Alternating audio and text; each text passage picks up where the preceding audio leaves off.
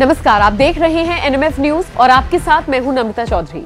उत्तर प्रदेश के मुख्यमंत्री योगी आदित्यनाथ हमेशा अपने तेवरों की वजह से चर्चाओं में रहते हैं। उनके काम करने का अंदाज हो, उनकी बुलडोजर नीति से लेकर एनकाउंटर नीति तक की बातें न सिर्फ प्रदेश में बल्कि देश भर में होती हैं।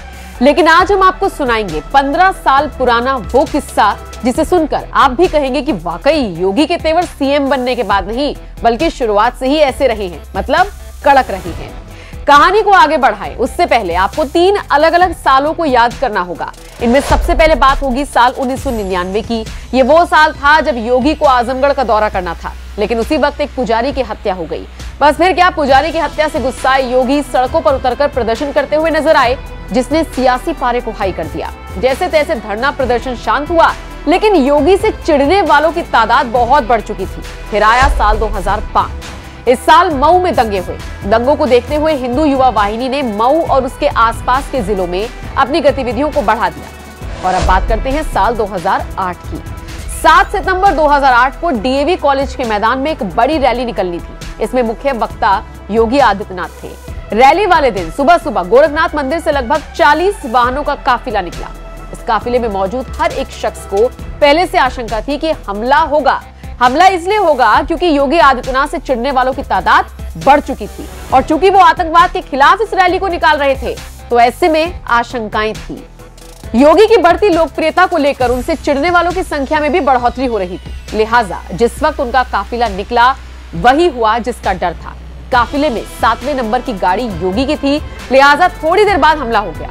गाड़ी पर पत्थरों से हमला किया गया था। हमला पहले से तय था। हमला होते ही काफिला 3 हिस्सों में बांट दिया गया। हमलावर योगी को ढूंढ रहे थे, सोच रहे थे योगी कौन सी गाड़ी में।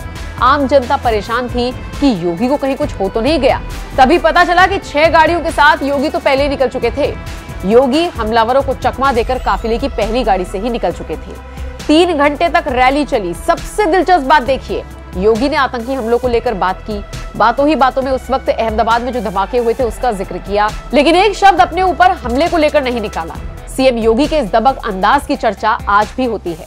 वैसे योगी आदित्यनाथ से जुड़े ऐसे कई किस्से हैं जो आपको और हमें हैरान करते हैं। मसलन आपको वो दबंगई का अंदाज उनका याद होगा जिसमें वो सीधे तौर पर अपने कुछ साथियों का बदला लेने के लिए कुछ दुकानदारों से भिड़ गए थे।